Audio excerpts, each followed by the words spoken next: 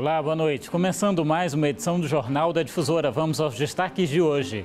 Pai e madrasta são presos suspeitos de maus tratos a uma menina de 6 anos que morreu vítima da violência. PMs são suspeitos de tortura em Anajatuba. Incêndio destruiu uma joalheria em Imperatriz. E ainda o retorno dos estudantes da rede estadual às salas de aula nesta segunda-feira. O Jornal da Difusora já está no ar.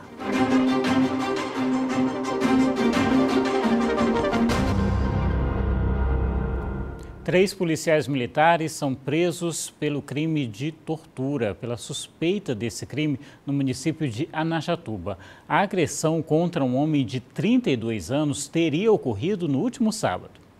Estes vídeos foram gravados no dia da prisão do motorista Marco Aurélio. Perto desta casa abandonada, ele diz que foi agredido física e verbalmente por 3 policiais militares que atuam na cidade e região. Os vídeos mostram hematomas em várias partes do corpo. Marco foi submetido a exame de corpo e delito.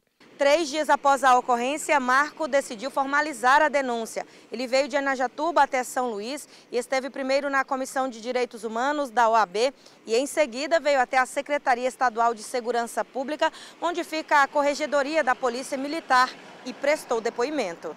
Marco Aurélio diz que foi torturado e submetido a um interrogatório sobre drogas. Eu fui juntar estrume de cavalo para fazer uma horta. Eu faço plantação de...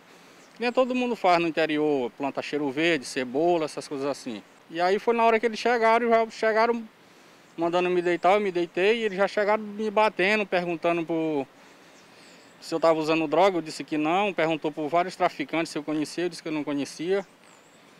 E aí todo tempo me batendo, passou mais ou menos uma meia hora me torturando e psicologicamente também, me ameaçando, dizendo que se eu desse denúncia deles, que não ia ficar assim. As marcas nos pés ainda são visíveis, marcas que também são emocionais, para ele e a família. Minha mãe, a minha filha, toda hora pergunta para mim o que foi isso, eu não tenho nem como responder, que eu fico com vergonha assim dela, e ela é uma criança, tem apenas 6 anos. É difícil porque as pancadas que foram dadas nele doem em todo mundo, né? Eu sinto muito, estou há 3 dias sem conseguir dormir, a minha mãe chora o tempo todo, meus tios, todo mundo sofre, muito dolorido. Após a denúncia, Marco aguarda agora o laudo do IML, que deve sair em 15 dias. A Polícia Militar também se pronunciou sobre o caso.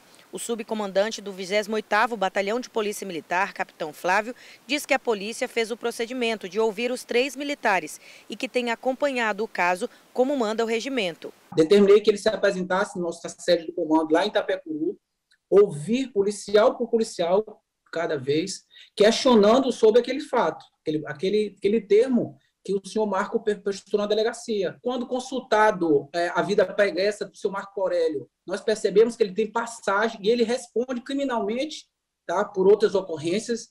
Vai ser instaurado um processo pelo falso crime, né? Pela comunicação falsa de crime que foi registrada pelo Marco Aurélio, porque é o direito dos policiais também se defenderem. Tá? E cabe, acima de tudo, antes da prova, a quem acusa.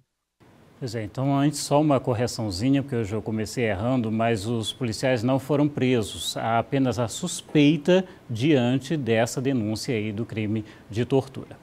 Agora a gente segue porque já está em vigor no país inteiro a lei que prevê que agressores sejam afastados imediatamente do lar ou do local de convivência com a mulher em casos de risco atual ou iminente à vida ou à integridade física da vítima.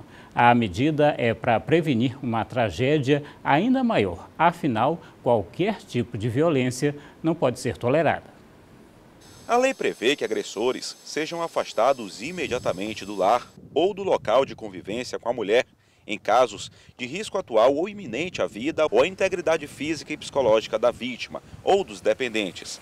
Para a presidente da Comissão da Mulher da Ordem dos Advogados do Brasil, Seccional Maranhão, a lei vem para aprimorar ainda mais o combate à violência contra a mulher. Esse é o início do tipo de violência. A mulher tem medo, a violência psicológica cala a voz da mulher, ela deixa de agir naturalmente, ela se sente constrangida, assim como também o sinal vermelho, né, que foi instituído como uma política pública através dessa lei. Somente neste ano de 2021 já foram contabilizados 28 casos de feminicídio aqui no estado do Maranhão. Entre os casos de grande repercussão no estado estão o que envolve o policial militar Gigleidson Pereira Melo, suspeito de ter assassinado a própria companheira de 17 anos em Coroatá. Já no município de Fortaleza dos Nogueiras, um homem de 31 anos matou a golpes de faca a própria esposa. A coordenadora da Patrulha Maria da Penha lembra que há uma rede de assistência à mulher vítima de violência no Maranhão. Nós temos aqui em São Luís a Casa da Mulher Brasileira, onde está funcionando todos os órgãos. Eu sempre digo que o que facilita para essa mulher a questão de procurar ajuda é que ela encontra tudo ali no mesmo local. As mudanças nos trechos das leis de crimes hediondos e Maria da Penha estabelecem ainda o programa de cooperação Sinal Vermelho, com a adoção do X vermelho na palma da mão, como sinal silencioso de alerta de agressão contra a mulher. É o primeiro local onde a mulher vai, que é o centro de referência ao combate à violência, e o OAB Maranhão está lá, colaborando na orientação jurídica, por conta desse período que tivemos um grande aumento. E essa legislação ela veio justamente para conscientizar, para educar, mas para coibir também esse tipo de violência.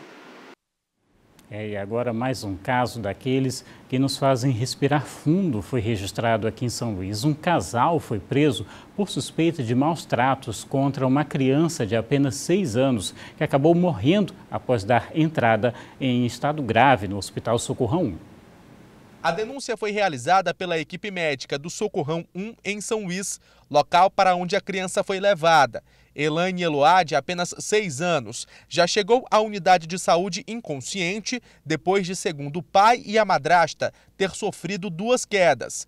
Mas as lesões espalhadas pelo corpo chamaram a atenção dos profissionais de saúde, que desconfiaram da versão e acreditam que a menina pode ter sofrido maus tratos. Queimaduras na pernas, no braço e outras lesões em estágios de avançado, outros em outros estágios intermediários. E aí o médico acionou, a assistência social do hospital, que acionou o Conselho Tutelar, a Polícia Militar e levaram o caso à Casa da Mulher Brasileira. O pai de Elaine, Erivaldo Campelo Marinho, e a mulher dele, a madrasta, identificada como Patrícia Almeida da Silva, foram presos em flagrante. Elaine teve morte encefálica constatada logo depois de dar entrada no hospital. Segundo a Polícia Civil, o casal vai ser investigado por maus tratos, homicídio e tortura. Eles estão sendo encaminhados para o Central de Inquéritos, que vai ter audiência de custódia e depois, dependendo, vai ser liberado ou vai ser encaminhado para o centro de triagem. Além da vítima, outras 2 crianças moravam com Erivaldo e Patrícia na casa da família, na Vila Vitória. O menino de 4 e a menina de 2 anos foram levados pelo Conselho Tutelar para a casa de uma tia. A Polícia Civil tem até 10 dias para concluir o inquérito e vizinhos vão ser chamados como testemunhas nessa investigação. Agora o intervalo, daqui a pouco, um incêndio que destruiu uma joalheria em Imperatriz. Até já.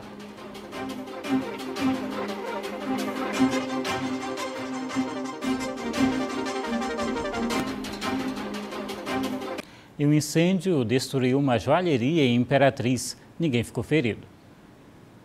Às 8h30 da manhã de hoje, o Corpo de Bombeiros foi acionado. A ocorrência, um incêndio em uma joalheria na rua Rio Grande do Norte, centro da cidade. Atendendo o chamado, a equipe do tenente Bruxel chegou no local. Controlou as chamas e esperou pela concessionária de energia, que encaminhou técnicos para realizar o desligamento da rede elétrica, ainda ligada a um fio em chamas. O tenente Bruxel chama a atenção aos cuidados nestas circunstâncias. Assim que aconteceu o incêndio, pode comunicar o Corpo de Bombeiro, nós viemos de imediato, conseguimos lograr êxito aí no combate e com rapidez controlar o incêndio. A orientação é manter o distanciamento e ligar para a gente que nós estamos tomar as medidas cabíveis, desligar a energia elétrica se for possível, disjuntor e aguardar a nossa presença. Roberto Rego Ourives, há 40 anos, estava há 4 meses trabalhando na joalheria quando foi surpreendido na manhã de hoje. Eu só abrir, peguei a chapinha de ouro branco e fui para o mercado. Botei os 2 cadeados e fui para o mercado. Aí quando cheguei já estava dessa forma. As chamas consumiram quase tudo que havia no estabelecimento. Restaram apenas um botijão e os restos do que já foi um banco. Agora a gente muda de assunto porque é hora de atualizar os dados da pandemia aqui no estado com os números que foram divulgados hoje pela Secretaria de Estado da Saúde. Já estão aqui para a gente. A gente tem desde o início da pandemia até agora 337.357 casos confirmados da doença no Maranhão. Foram 204 novos casos somente nas últimas 24 horas. Temos nesse momento 35.550 pessoas se recuperando da doença. O número de pessoas que já se recuperaram passa dos 292.100, o número de mortes do início da pandemia até agora chega a 9.648. Foram 7 mortes registradas pela Covid-19 no Maranhão somente nas últimas 24 horas. E Caxias avançou no calendário de imunização contra a Covid-19. Hoje foi a vez de quem tem 17 anos, mas foi preciso comprovar que é morador da cidade. Com a chegada de mais imunizantes ao município, mais uma faixa etária passou a ser vacinada. De acordo com a Secretaria Municipal de Saúde, Caxias já aplicou 122.975 doses de vacinas contra a Covid. E a partir desta segunda-feira, a vacinação avançou ainda mais e já está disponível para jovens com 17 anos ou mais. Para receber a vacina, os jovens de 17 anos precisam estar acompanhados por um adulto. Pedro Vitor veio com o pai ao ponto de vacinação. Estava muito ansioso, até porque é muito importante a vacinação, principalmente dos jovens, já que já esteve dos idosos e dos adultos. A gente sabe que o vírus não é brincadeira, ele não escolhe idade, né? Então aí nós estamos aí com a juventude que está agora, Caxias também está muito adiantada nesse aspecto, isso é importante. Além da primeira dose para adolescentes, outras faixas etárias também estão sendo vacinadas com a primeira ou segunda dose. Documentos devem ser apresentados na hora da vacina. Aqui no ginásio a gente está vacinando das 8 às 5 horas, de segunda a sábado. Continuamos também com a vacina do público de 18 anos para cima, fazendo tanto a primeira dose como a segunda dose da AstraZeneca e da Coronavac. Olha, aqui em São Luís, amanhã a vacina é para quem busca a segunda dose. A vacinação da AstraZeneca acontece no Centro de Vacinação da UFMA, no drive-thru do Shopping da Ilha, da UEMA e também da UNDB. Já quem busca a segunda dose da Pfizer ou Coronavac, a imunização acontece no Centro de Imunização do Multicenter Sebrae. Os pontos de vacinação funcionam de 8 da manhã até às 6 horas da tarde. Lembrando que o calendário foi adiantado em um dia. Amanhã, dia 3, é a vez de quem estava com a segunda dose agendada para o dia 4. Né? Então, para a quarta-feira, recebe essa segunda dose já amanhã. E aqui em São Luís, a preocupação também tem sido com a aplicação da vacina da gripe. Hoje, pela manhã, a procura nos postos ainda foi tímida. Desde o início do mês de julho, a vacina da influenza, que também imuniza contra o H1N1, está disponível para toda a população a partir de 6 meses de vida. Em São Luís, além dos postos, o imunizante também vem sendo aplicado em hospitais e policlínicas da rede estadual de saúde. Então, as policlínicas Cidade Operária, Policlínica Vinhais, Vila Luizão, no Hospital Genésio Rio, como eu já falei, no Hospital Aquiles Lisboa, estão disponíveis, porque lá já existem salas de vacinas, né? Durante toda a manhã desta segunda-feira, a procura pela vacina que imuniza contra a influenza neste posto de saúde no bairro de Fátima foi bem fraca. Na porta da sala de imunização, nem fila havia. O H1N1 é tão perigoso quanto a Covid-19. Por isso, a necessidade da população ser imunizada. Aqui no Maranhão, entre todos os grupos, a cobertura vacinal contra a influenza ainda está sendo considerada muito abaixo do esperado. Do público-alvo no Maranhão, que é de 2.395.835 pessoas, somente 1.650.155 foram vacinadas contra o H1N1. Muito baixa. Então, nós temos em torno de 68% apenas de cobertura vacinal no estado, né? E a gente espera até o término dessas doses de vacina disponíveis, que a gente consiga imunizar no mínimo 90% das pessoas, né, que estão precisando ser vacinadas. Pois é, está bem longe ainda dessa meta, hein? Daqui a pouco você vai ver como foi o retorno das aulas presenciais dos estudantes aqui no estado. Até já!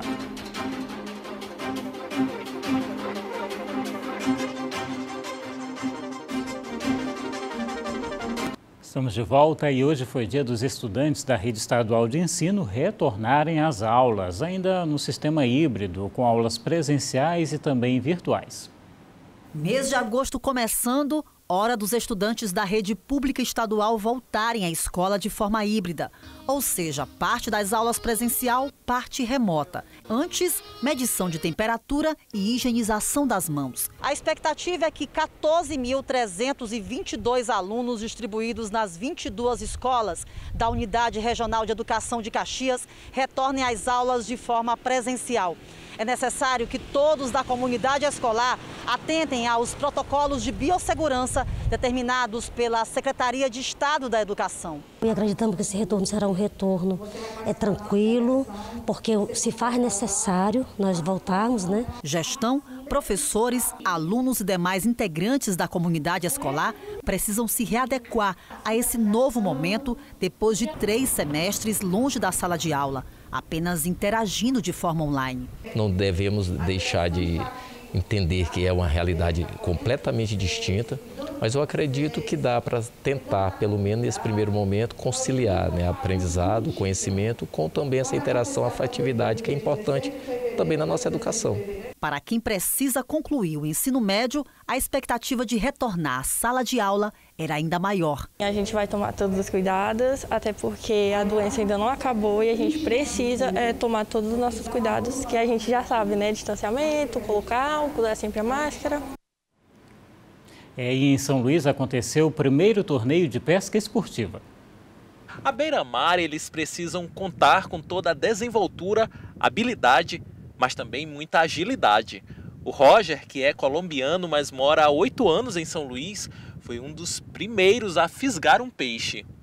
Foi a melhor pescaria que eu já fiz. Gosto demais. O torneio, o primeiro de pesca esportiva a ser realizado, reuniu 27 duplas. Gente que leva a pescaria a sério. Larga na frente quem pega mais peixe, mas também quem consegue fisgar os maiores. A categoria que a gente utiliza é pesca e solte, é justamente para não ter mortandade de peixe. A gente utiliza um anzol de carbono, que ele se dissolve na água. E olha só quem a gente encontrou participando do torneio. O Neviton, nosso colega de trabalho. Além do esporte, é uma qualidade de vida a mais, né? É bom para o estresse, para o cansaço e tal. E é assim, muito bom mesmo. Agora se engana quem pensa que pescaria é coisa somente de homem. As mulheres mandam muito bem. Reparem só a técnica, mas também o estilo da Ana Paula. O Luke tem que participar e conta pontos, tá? Todo mundo aqui tem que vir com a fardinha, pode-se dizer, do clube. E tem que vir assim, arrumada, claro, tem que pescar com estilo. A gente fica por aqui. Boa noite, até amanhã.